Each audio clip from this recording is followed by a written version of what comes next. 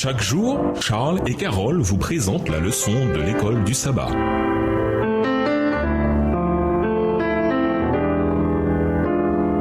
Bienvenue dans votre émission Dieu nous parle. Nous voilà à la leçon de jeudi, les deux témoins. Lisons Apocalypse 11 et versets 3 à 6. En quoi les deux témoins rappellent-ils Zorobabel et Josué dans leur rôle royal et sacerdotal? Voir Zacharie 4, les versets 2, 3, 11 à 14. Apocalypse 11, versets 3 à 6. Je confierai à mes deux témoins la mission de prophétiser, habillés de vêtements de deuil, pendant 1260 jours. Ces deux témoins sont les deux oliviers et les deux chandeliers qui se tiennent devant le Seigneur de la terre. Si quelqu'un veut leur faire du mal, un feu jaillit de leur bouche et consume leurs ennemis. Oui, si quelqu'un veut leur faire du mal, c'est ainsi qu'il lui faudra mourir.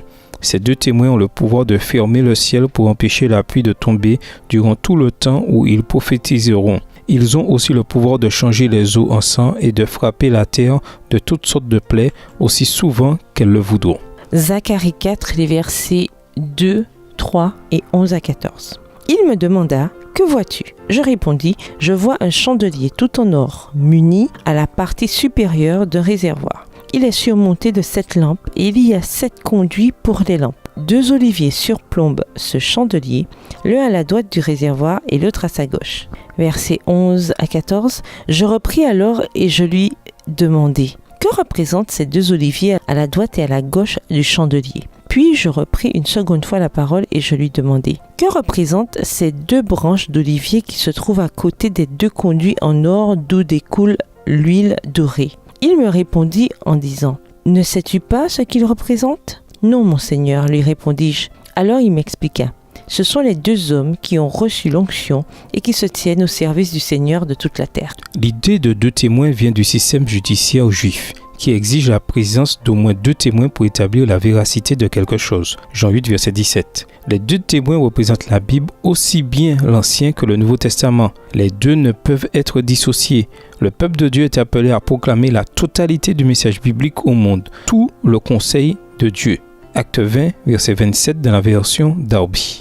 Les témoins sont décrits comme prophétisants vêtus de sacs lors de la période prophétique de 1260 jours ou années, de 538 à 1798. Le sac est le vêtement du deuil, Genèse 37, le verset 34. Il renvoie à la période difficile où les vérités de la Bible étaient enfouies et recouvertes par les traditions humaines. Lisons Apocalypse 11, versets 7 à 13. Avec vos propres mots, décrivez ce qui est arrivé aux 2 témoins à la fin des 1260 jours ou années prophétiques.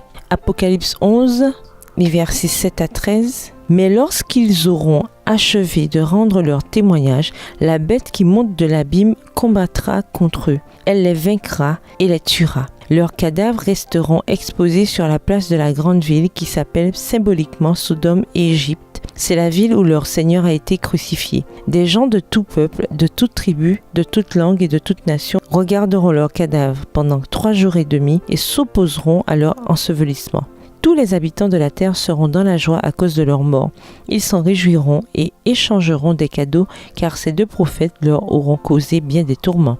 Mais au bout de ces 3 jours et demi, un esprit de vie venu de Dieu entra en eux, et ils se dressèrent sur leurs pieds. La terreur s'empara de tous les assistants. Une voix puissante venant du ciel cria aux 2 témoins « Montez ici !» Ils montèrent au ciel dans la nuée sous les regards de leurs ennemis. Au même instant se produisit un grand tremblement de terre qui fit s'effondrer la 10e partie de la ville, et dans ce tremblement de terre, 7000 personnes périrent. Les survivants furent saisis d'effroi et rendirent hommage au Dieu du ciel. La bête qui tue les 2 témoins sort de la demeure même de Satan. Cet assassinat des 2 témoins renvoie historiquement à l'attaque athéiste portée contre la Bible et l'abolition de la religion suite aux événements de la Révolution française. Le système anti-religieux établi en France avait la dégradation morale de Sodome, l'arrogance athée de l'Égypte et l'attitude rebelle de Jérusalem. Ce qui est arrivé à Jésus à Jérusalem arrive à présent à la Bible à cause de ce système anti-religieux.